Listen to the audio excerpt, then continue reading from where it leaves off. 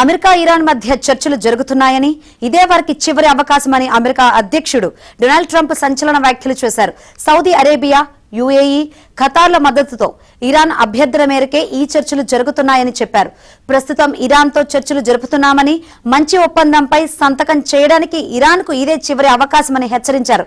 కఠిన చర్యలు తీసుకునే ముందు వారికి చివరి అవకాశం ఇవ్వాలనుకుంటున్నానని ట్రంప్ చెప్పారు.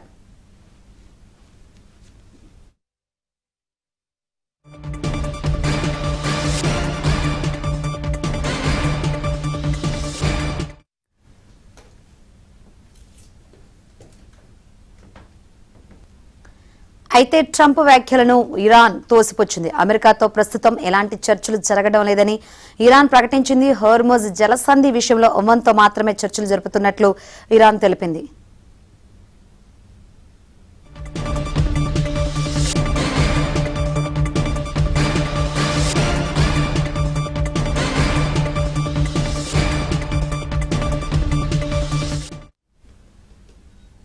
అమెరికా ఇరాన్ మధ్య చర్చలు జరుగుతున్నాయని ఇదే వారికి చివరి అవకాశమని అమెరికా అధ్యక్షుడు డొనాల్డ్ ట్రంప్ సంచలన వ్యాఖ్యలు చేశారు. సౌదీ అరేబియా, యుఏఈ, ఖతార్ల మద్దతుతో ఇరాన్ అభ్యర్థన మేరకే ఈ చర్చలు జరుగుతున్నాయని చెప్పారు. ప్రస్తుతం ఇరాన్తో చర్చలు జరుపుతున్నామని, మంచి ఒప్పందంపై సంతకం చేయడానికి ఇరాన్కు ఇదే చివరి అవకాశమని హెచ్చరించారు. కఠిన చర్యలు తీసుకునే ముందు వారికి చివరి అవకాశం ఇవ్వాలనుకుంటున్నానని ట్రంప్ చెప్పారు. మరిన్ని వివరాలు అందించేందుకు మా ఢిల్లీ బ్యూరో చీఫ్ కృష్ణ సిద్ధంగా ఉన్నారు. కృష్ణ, అసలు ఏం జరుగుతుందనుకోవాలి? ఇటేమో ట్రంప్ ఏమో ఇదే చివరి అవకాశం, చర్చలు జరుగుతున్నాయి అంటున్నారు. ఇటు ఇరాన్ ఏమో అసలు ఎటువంటి చర్చలే జరగట్లేదు అని చెప్తున్నారు. అసలు ఏం జరుగుతుందనుకోవాలి? శంకరి, అంటే వాషింగ్టన్ తో కాదు మేము చర్చలు జరుపుతుంది, మేము ఓమన్ తో చర్చలు జరుపుతున్నాం. వాషింగ్టన్ తో మేము నేరుగా చర్చలు జరపట్లేదు అనేది ఇరాన్ చేస్తున్నటువంటి వాదన. కానీ ఓమన్ కూడా మా తరఫునే చర్చలు జరుపుతుందని ట్రంప్ చెప్తున్నటువంటి మాట. మొత్తానికైతే మీరు అన్నట్టు గందరగోళ వాతావరణం అయితే ఉంది. ప్రపంచ స్థాయిలో ఒక ఇరు దేశాలు, అది ఒక అగ్రదేశ నేత ఈ విధంగా ఒక స్థిరమైనటువంటి ప్రకటనలు లేకుండా గందరగోళ ప్రకటనలు ఇవ్వటం అంటే ఆయనకి ప్రతిసారి కూడా ఇది ఒక ఆనవాయితీగానే వస్తుంది. అదే ఆనవాయితీలో భాగంగానే ఈ గందరగోళ ప్రకటనలు చేస్తున్నట్లుగా కూడా మనకు అర్థమవుతుంది. అంటే ముందు చూస్తే గొయ్యి, వెనక చూస్తే నొయ్యి అన్నట్లుగా ఈ యొక్క ట్రంప్ పరిస్తున్నట్టుగా ఉంది. ఇరాన్ మీద ఏ విధంగా యుద్ధాన్ని ముగించాలి, ఒక గౌరవప్రదమైనటువంటి ఎగ్జిట్, ఆనరబుల్ ఎగ్జిట్ కోసం ఈ ట్రంప్ చూస్తున్నట్లుగా తెలుస్తుంది. మొత్తానికైతే ఈ రోజు ఏదైతే ట్రంప్ కొద్దిసేపు క్రితం చేసినటువంటి ఆ ప్రకటనలో ప్రధానంగా చర్చలు పురోగతిలో ఉన్నాయి. ఇరాన్ ఒప్పందం కుదుర్చుకోవడానికి లభించే చివరి అవకాశం, లాస్ట్ ఛాన్స్ బిఫోర్ డీక్యాపిటేషన్ అంటూ ఆయన చేసినటువంటి హెచ్చరికలు మనం చూస్తున్నాం.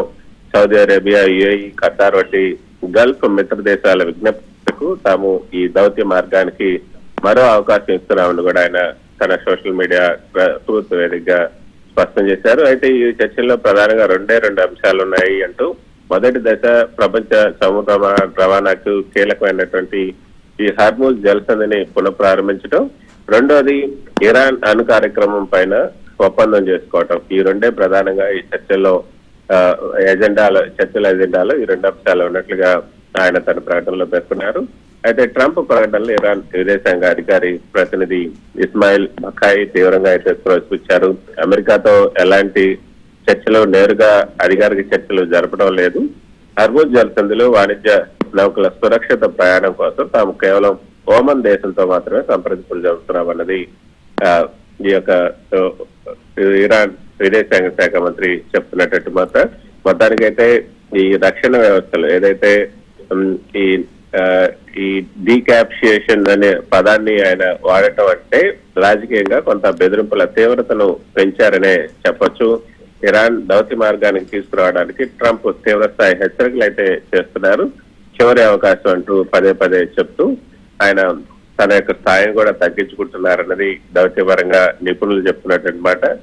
ఈ గల్ఫ్ దేశాల వ్యాపారం, అదేవిధంగా భద్రతా ప్రయోజనాల దృష్ట్యా యుద్ధం ముదిరిపోకుండా ఈ దౌత్యపరమైనటువంటి పరిష్కారాన్ని అన్వేషించాలని అమెరికా పైన మిగతా దేశాలు కూడా ఒత్తిడి చేస్తున్న నేపథ్యంలో ఈ ట్రంప్ ఇచ్చినటువంటి ఈ యొక్క ట్వీట్ అనేది చాలా ప్రాధాన్యత సంతరించుకున్నదని చెప్పొచ్చు.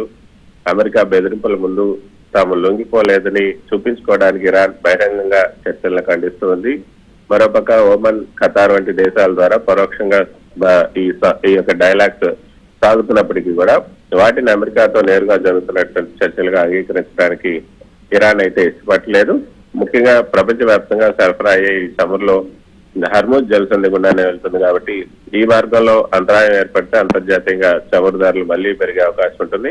ఈ ప్రాంతంలో ఈ దౌత్యపరమైన పురోగతి లభిస్తేనే చమురు మార్కెట్ లో ధరలు మళ్ళీ తగ్గుముఖం పట్టే అవకాశం ఉంటుంది.